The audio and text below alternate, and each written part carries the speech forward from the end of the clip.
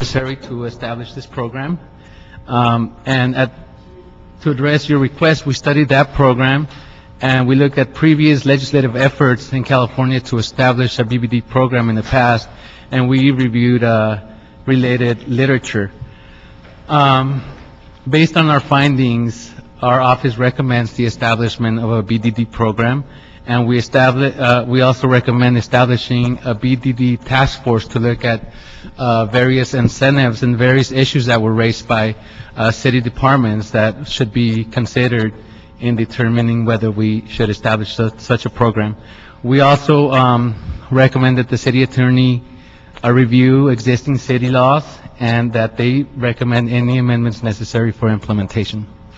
I can also describe the New York program at your request, if you wish. We were asked to read or we can read the actual instructions for you if you want.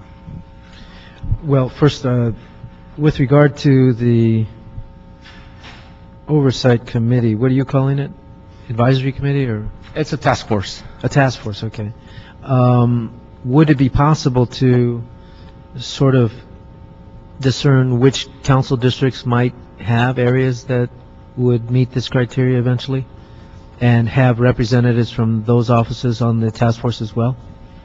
We're recommending only city staff to be part of the task force. If you would like to make an amendment to that. I'm going to recommend that, but I just want to know, is there a way to figure out which districts would be most appropriate? At this time, our office has not looked at including council offices in the task force. I'm sensing a hesitancy here. Is that because you just didn't make that recommendation, or because it's not custom, or?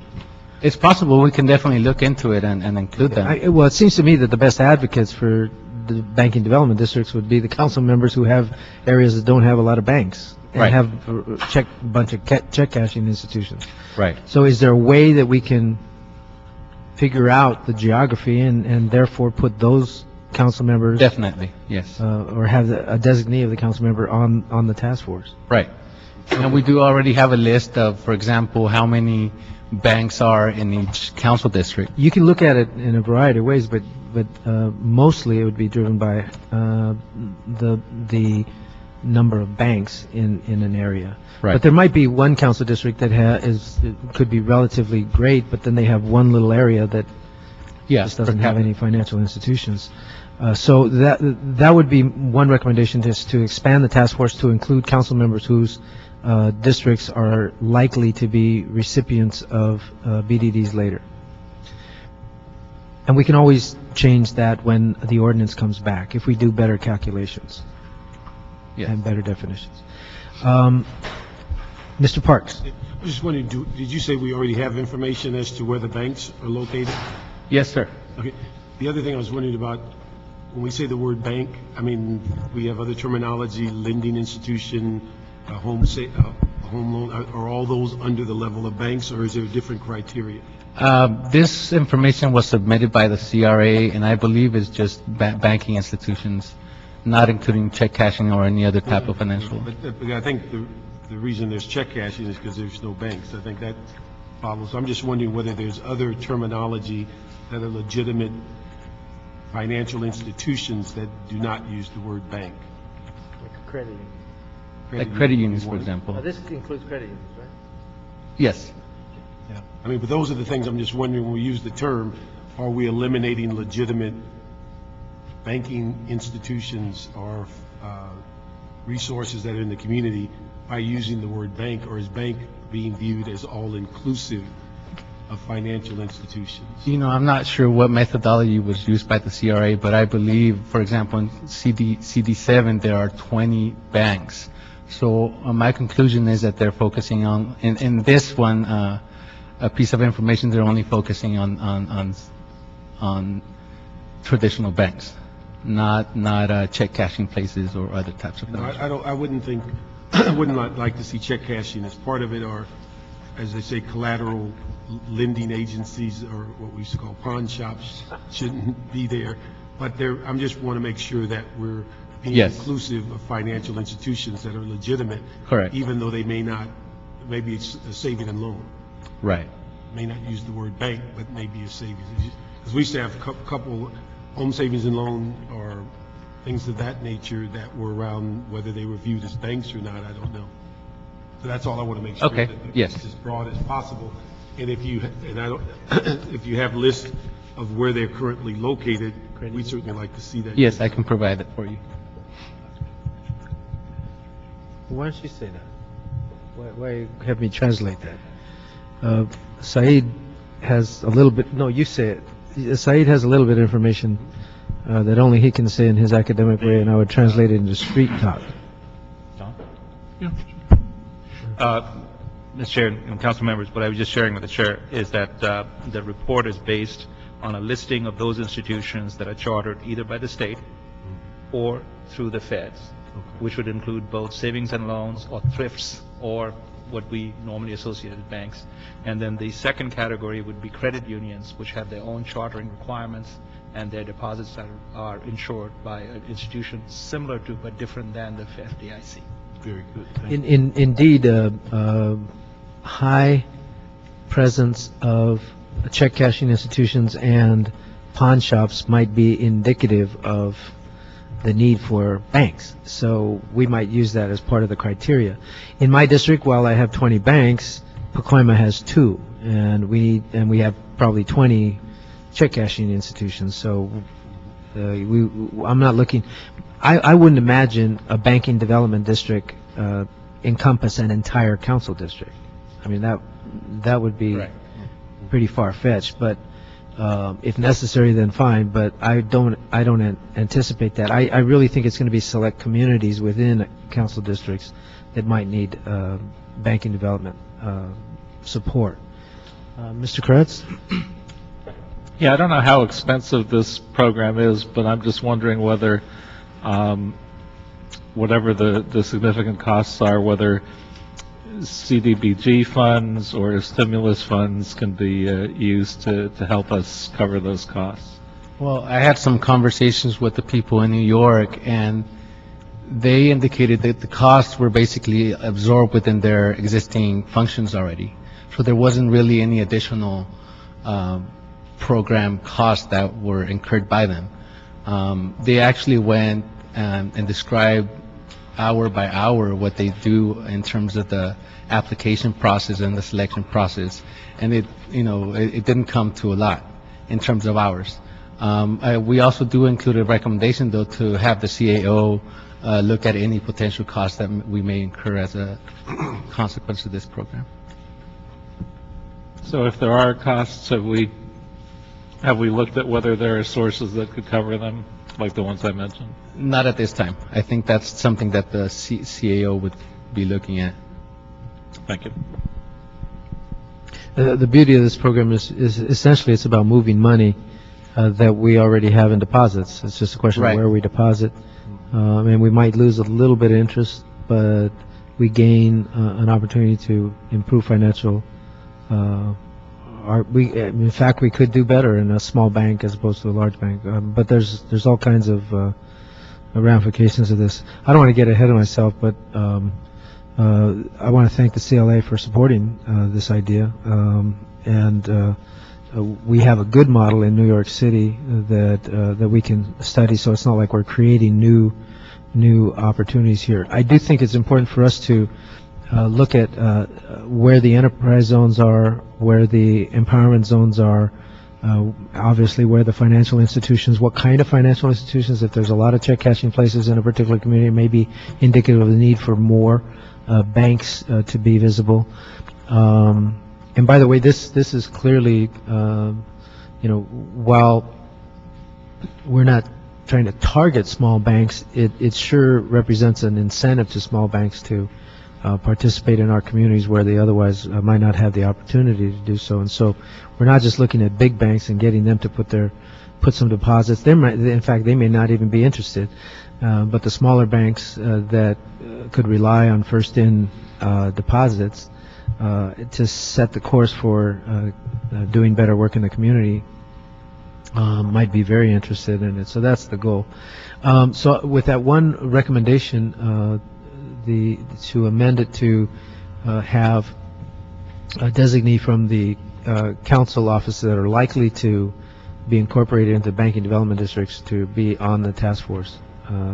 I would recommend the report as submitted. Let me ask you one thing. When you ask that recommendation, is that give the latitude that the person that represents could be a community person or a banker, or are we talking just council staff? Well, I think initially we probably want to keep it in-house. I would recommend it be a council staff person.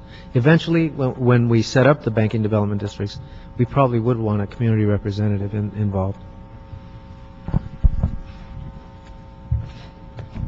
So, Mr. Kretz? Oh, I just want to say, I just asked the question, but I did just want to say that I think this is a terrific idea and a win-win for everybody, and I commend you for coming forward with this. I think it's a great economic development tool, and I think it'll help us go a long way in some of the communities in the city. Well, I want to commend Mr. Garcetti for putting you on this committee with that kind of wisdom. I'm sure we have nothing but positive things in front of us. Could you reiterate exactly there's 3 items I believe that we're doing. One is to direct the city attorney to draft an ordinance. Correct. I think Establish at the a task request force? of the city clerk, I'm going to read the recommendations into the record. Okay, thank you. Okay. There are actually 4 recommendations in the one you just made. Recommendation number 1 is to instruct the city treasurer to establish a banking development district task force to be comprised of the city controller, Office of Finance, CAO, CRA, CLA, and any other pertinent city departments to report on the following issues as they relate to establishment of banking development districts in the city of Los Angeles. Current law relating to designation of depository banks and the need for any amendments, an application process, criteria for banking development district designation, percentage of city deposits at or below market rate available for deposit in BDD branches, an evaluation process, outreach and marketing strategies and potential incentives, inclusion of other banking institutions such as credit unions, potential construction of new bank branches, and overlap of BDDs with existing empowerment and enterprise zones. Recommendation number 2 is to request the city attorney in conjunction with the city treasurer to do the following.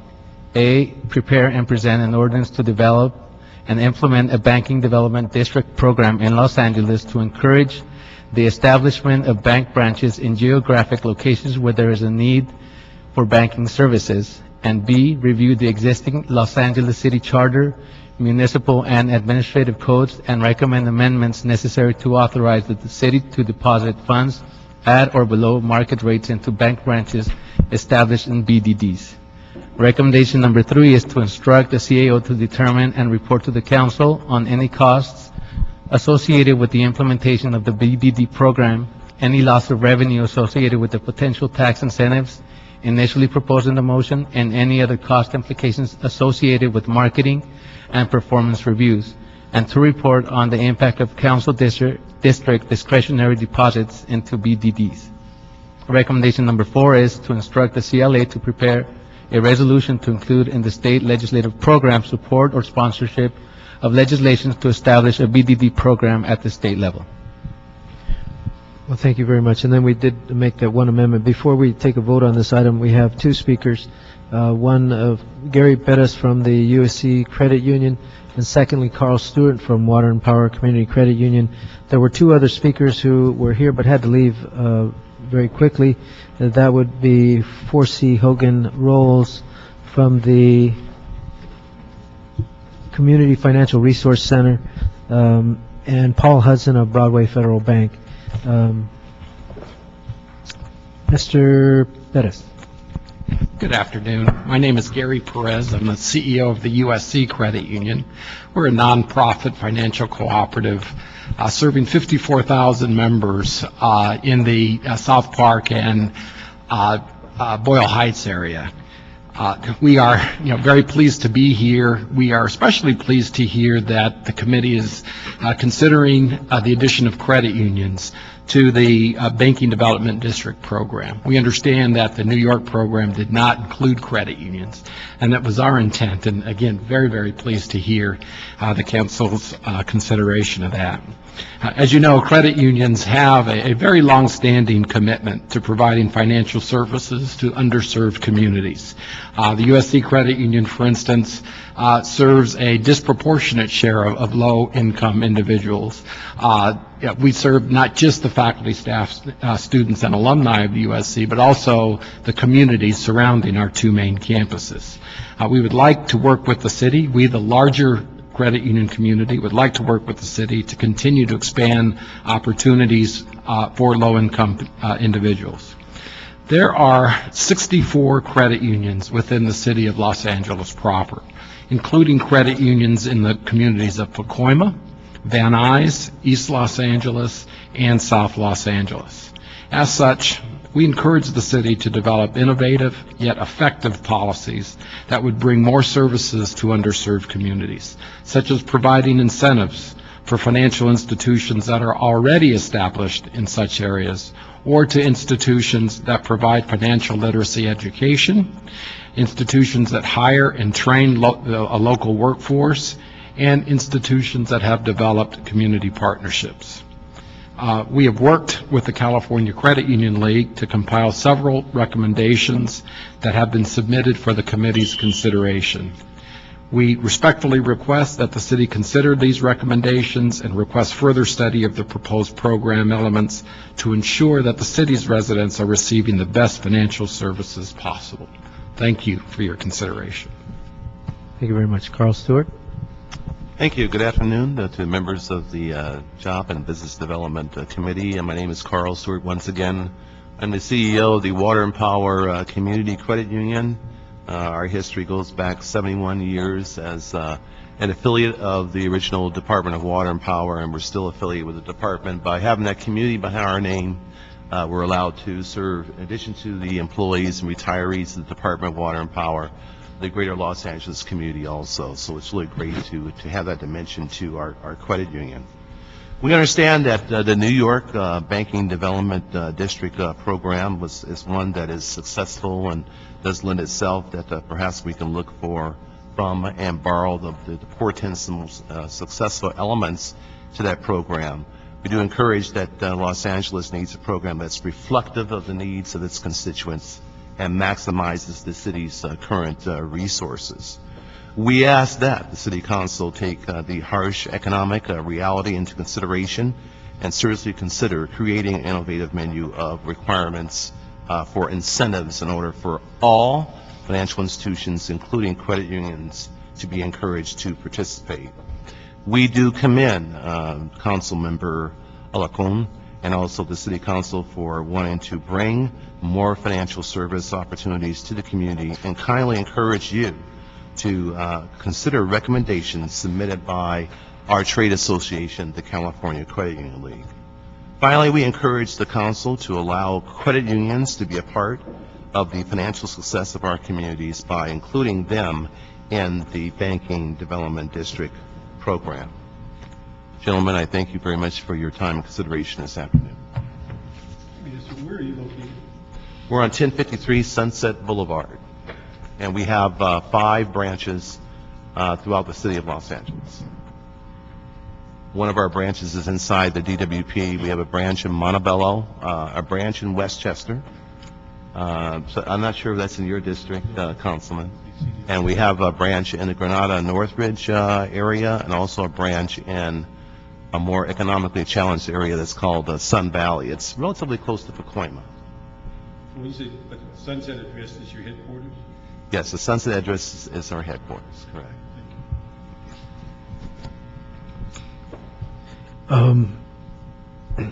We also have 2 letters of support, one from the New America Foundation. Let me just read one paragraph here. The New America Foundation is a national nonprofit, nonpartisan policy institute whose purpose is to bring new voices and new ideas to the fore of America's public discourse. New America's asset building program develops and advances a range of policy proposals that aim to give all Californians, especially low-income people, access to the financial tools and incentives that have helped middle and upper-income people build savings and wealth. They go on to say that they very much support this program, and also including credit unions. This other one is from Self-Help, which says creating ownership and economic opportunity. Self-Help and the Center for Responsible Lending would like to express support for the LA City Council motion scheduled to be heard today. Since its founding in 1980, Self-Help has invested $5.7 billion with 62,288 minority, women, and low-income and rural borrowers across North Carolina, Washington, D.C., California, and many other states. They have two affiliated credit unions, Self-Help Credit Union and Self-Help Federal Credit Union. And through these and our other entities, we extend home, commercial, and small business real estate development, charter school, auto, personal loans, and other. I like this one where it says charter school, auto, personal loans, and other responsible products to our target market. We also have an affiliate, the Center for Responsible Lending, a 501c3 nonpartisan research and policy group that focuses on legislative and regulatory solutions to support our mission of creating and protecting ownership and economic opportunity for people of color, women, rural residents, and low-wealth families and communities. Not only are they big supporters of the BDD, they actually help to establish BDDs and are considered experts in the field. So I wanted to read those into the record. I want to thank again the CLA and the credit unions for coming out. I was raised in Sun Valley. You don't need to tell me where it is. Bernard probably patrolled.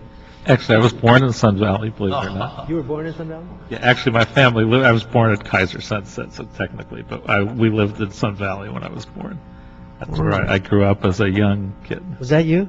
That was me. I didn't realize that. Okay. Anyway, so we thank you for your presentations, and we'll keep you apprised. With that, I take it this is a unanimous vote? Yeah, I didn't hear a second. Do I have to do you need a second? No, do we need? You have one if you need it. We don't need a second. Okay. We're just recommending the recommendations as read by the CLA, with the one caveat that we will include council member designees appropriately. So that's a unanimous vote? Yes. Okay, that matter passes unanimously. Thank you very much. Thank you. Item number 1. Item number 1 is a CLA report in response to motion Alarcon Garcetti Reyes Han Parks relative to the potential divestiture of all deposits in banking and other financial institutions. Roy Morales is here to give a report. Mr. Chair, committee members, I'm here to request additional time and to issue my apologies to the chair and to the committee. The report has not been completed.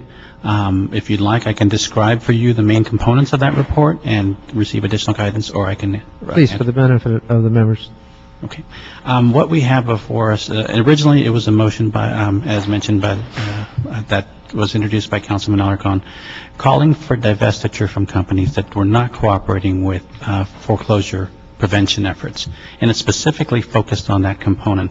And at the last committee meeting, it received the proposed policy was broadened far beyond that in a positive way to instead focus the city's investments and financial deposits, or attempt to guide those in companies that increase local investment. For example, venture capital, for example, number of loans in local communities, business loans, a variety of components on the both positive and on the negative side to preclude investment in companies that violate certain socially responsible investment practices. For example, violations, as mentioned earlier, failure to cooperate with more foreclosure prevention efforts, or violations of the Fair Housing Standards Act, discrimination, historical discrimination complaints, a variety of components. So there are both positives and negatives that will be included in the new policy.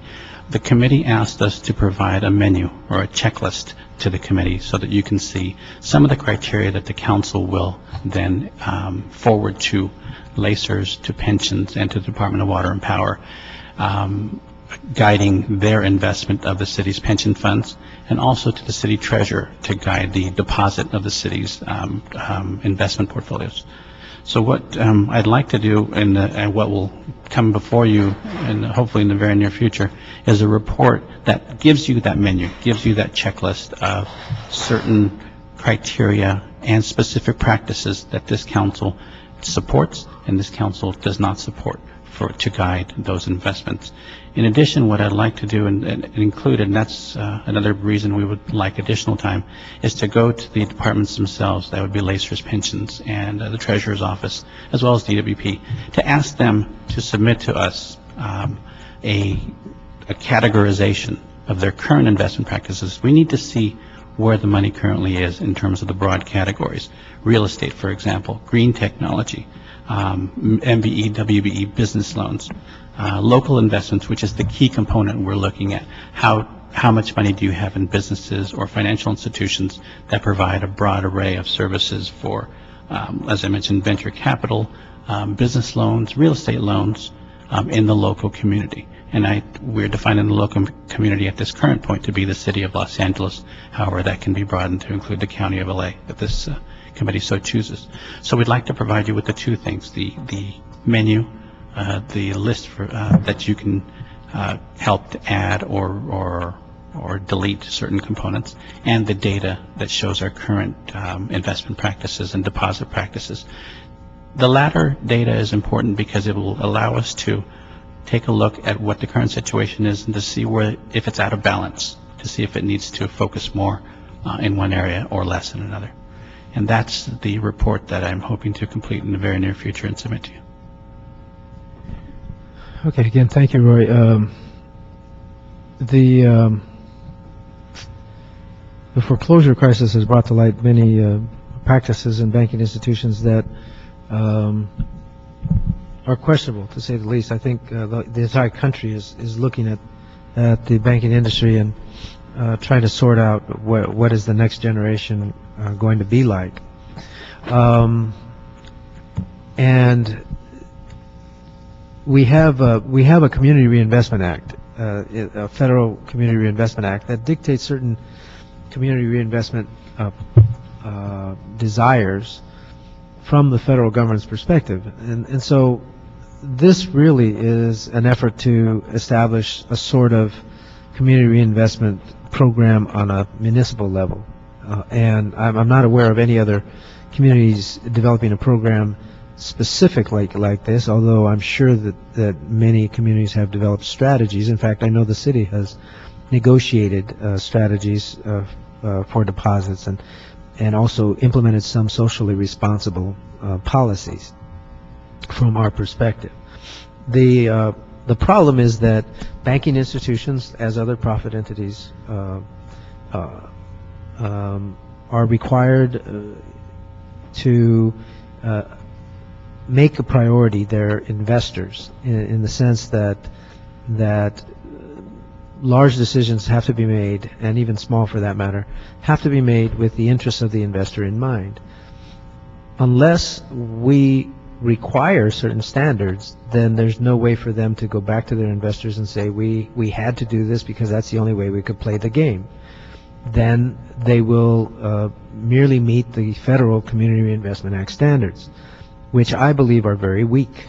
And so some of the things that we would incorporate in this standard would be incentives and disincentives. Incentives for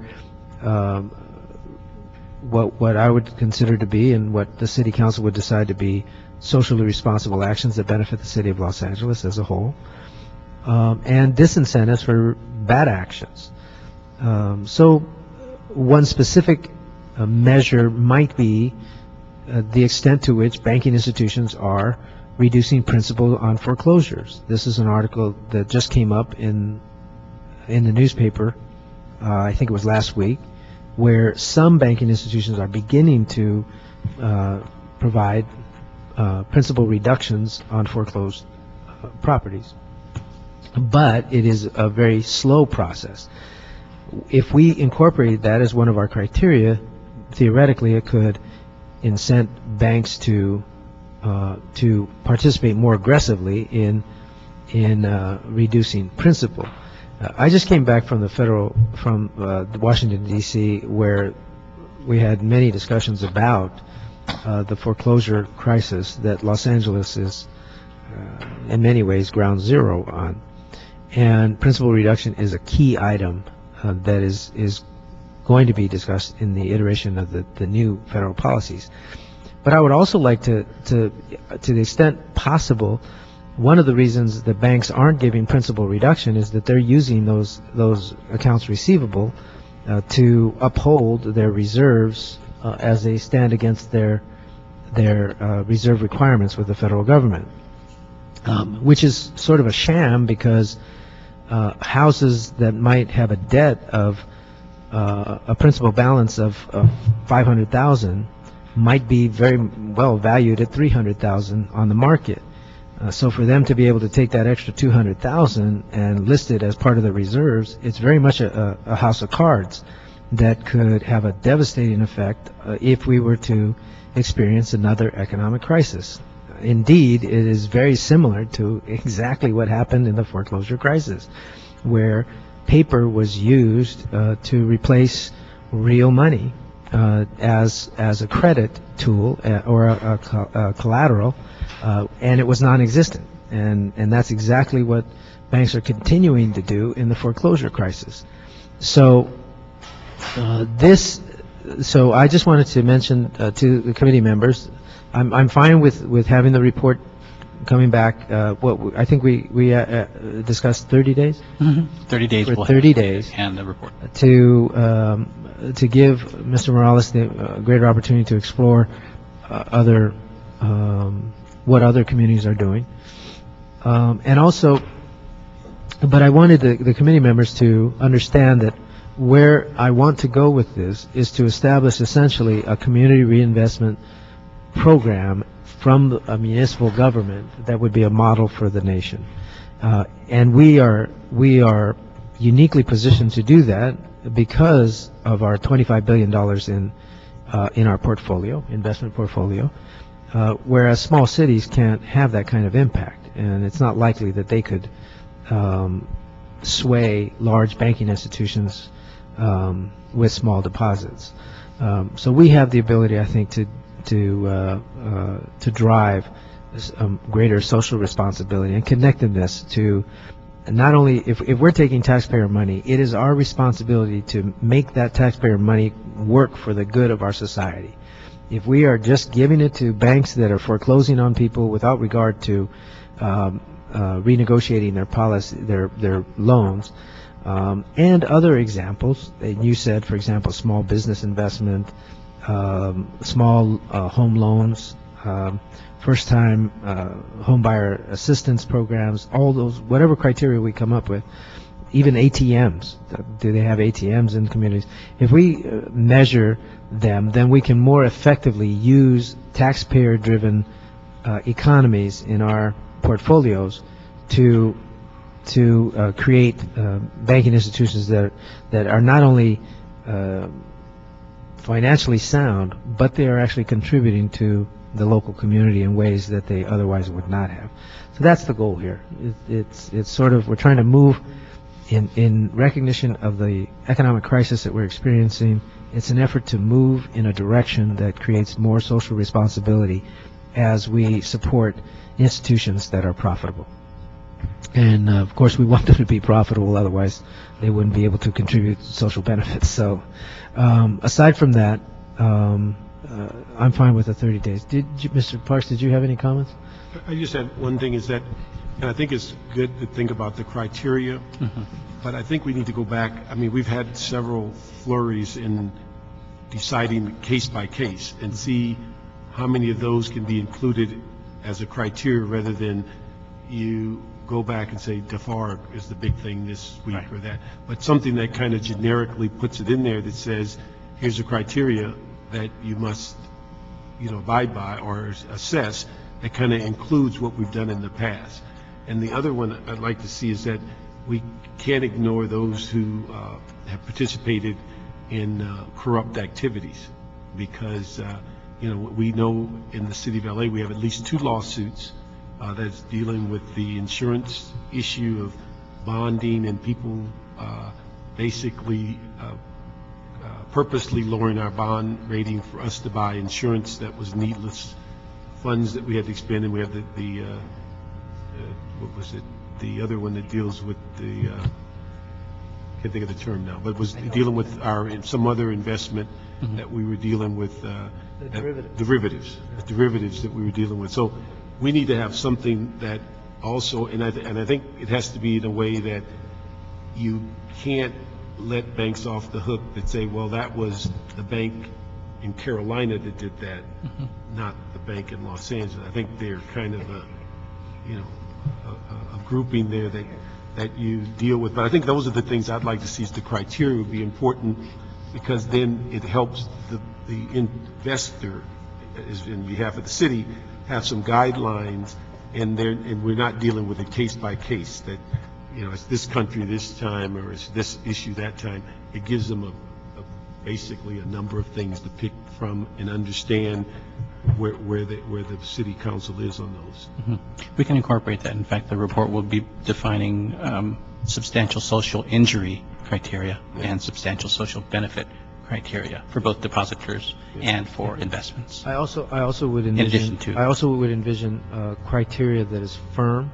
In other words, you have to meet this criteria, versus criteria that, if you're 5 out of 10, you're okay, but you can apply. But if you have 7, if you're short 7, you can't, or something like that. We did that with the Green Business Program. Right. That way, it gives some flexibility, so that you're not. Otherwise, you might have to eliminate everybody from the pool if you couldn't find one that was perfect. So, Mr. Kretz, did you have any? Oh, the only thing I'd say is I just think we need to move on this with some urgency. I think it's not only an important idea, but the problem of foreclosures, I think, have been one of the things holding back the economic recovery, both in L.A. and across the country. So I think this is a good answer to that, and we just need to do it as quickly as we can. Okay, with that, then we would ask you to report back not the next meeting, well, first meeting in November. in 4 weeks, and hopefully the report will be ready. Yeah, we will. Thank you very much. I don't have any other public comment cards. Okay, this meeting is adjourned. Thank you. Very good.